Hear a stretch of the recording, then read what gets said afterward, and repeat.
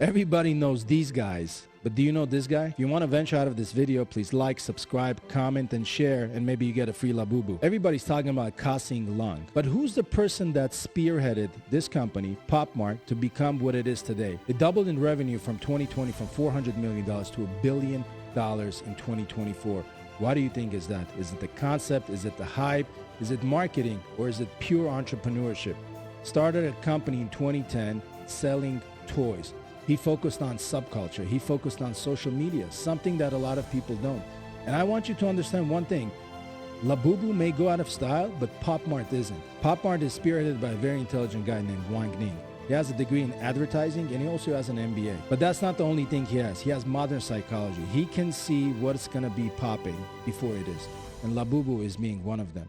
He didn't only plan to build Pop Mart as a business in a sense of making toys and selling them.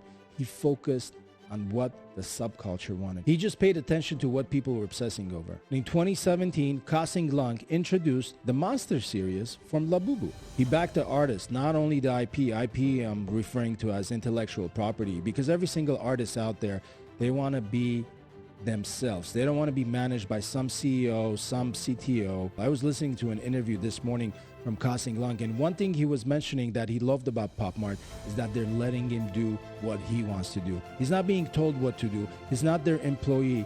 He is their innovator. He is the person that made them almost $2 billion off of one toy. $2 billion.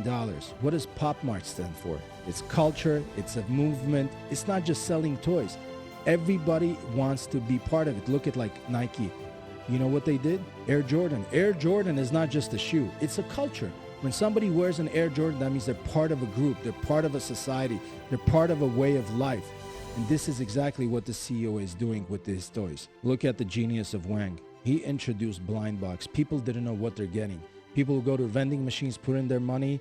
These toys will be sold out without them knowing which kind of a Labubu they're getting. And it's not only about the Labubus that he's doing this. He's also doing this with other toys that are becoming a subculture, like Molly. That sense of mystery, that sense of excitement, it just makes people constantly going back. Also remember the word serious, that is also intentional. You know why? Because people want to have collectibles. They want to have a series of Labubus. They have the red one, they have the blue one, they have the brown one, they want the one with the Coca-Cola can. And you know, that just makes things exciting for every single collector. What do collectors want? They want to have a set. When you have a set, it's worth more, it looks better. And if you want to resell it later on the gray market, it's going to be worth a whole lot more. You know what I think is going to happen next? That there's going to be a Labubu cartoon. There's going to be a Molly cartoon. There's going to be another toy cartoon. And this is going to be a series. And then that's going to be a separate business.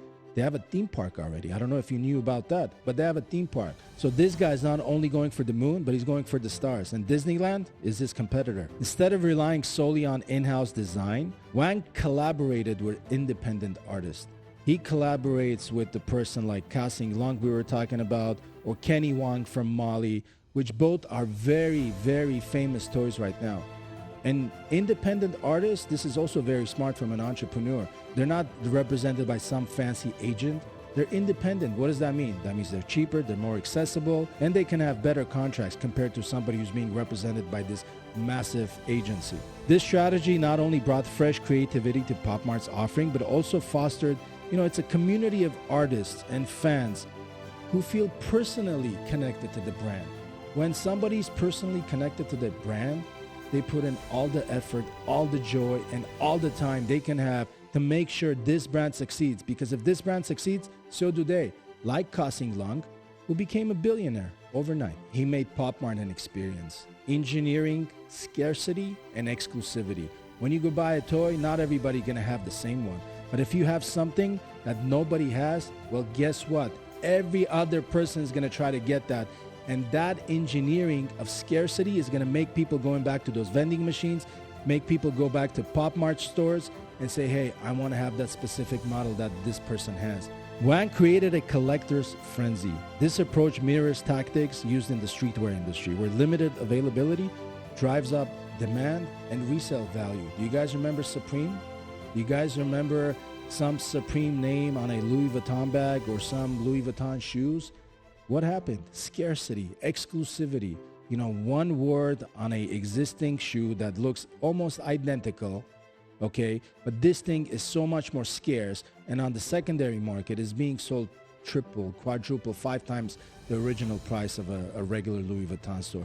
That's exactly what he's doing with these toys. Guess who wanted these things? Kids. And guess what parents do? They make their kids' wishes come true. That's exactly what happens. Kids go tell their mommies and daddies that, you know, he or she, their friend or cousin or, you know, whoever at school has a Labubu, they want one too. And social media was the best part of it because it was organic advertising. Labubu gave Pop Mart the defensible edge in a saturated, you know, toy market. There's a bunch of toy stores out there, and their number one competitor for sure is Disney. I mean, look at Toys R Us. They freaking went bankrupt. They went out of business. And Pop Mart is opening up 20, 30, 40 stores in the U.S. right now. Their market cap is $43 billion. This guy became a visionary, a leader in the toy industry, where this thing has been going on for ages, if not centuries. He brought something to the table that existed for years, but he brought it in a different way. If you want a dinosaur Labubu, you have it. You want a Lilo and Stitch Labubu, you have it. Maybe one day he's gonna bring a Mickey Mouse Labubu. Why not? He may partner up with Disneyland and have a Labubu Mickey Mouse. Disneyland? Well, guess what they're good at? Partnering up with people and making shitload of money. He wasn't an artist, he's a visionary. He's somebody who recognized patterns. He's somebody who recognized a subculture. Liquid Death, you guys remember? The thing is worth almost $1 billion right now. They were selling water in a can. But the only reason that thing was successful was because the way it was written on a can. Liquid Death. I mean, who the hell is gonna buy something that has the word death in it? But that's what sparked interest in the first place. That's why people went into it. And this thing, scarcity and looking very devilish and evilish, this is what's sparking interest in people. This is why people want to buy this. Remember, there's no such a thing as a bad business. There's a bad businessman. And that's why you should always explore options that have never been thought about. If you want to venture out of this video, please like, subscribe, and follow. And maybe you get a free Labubu.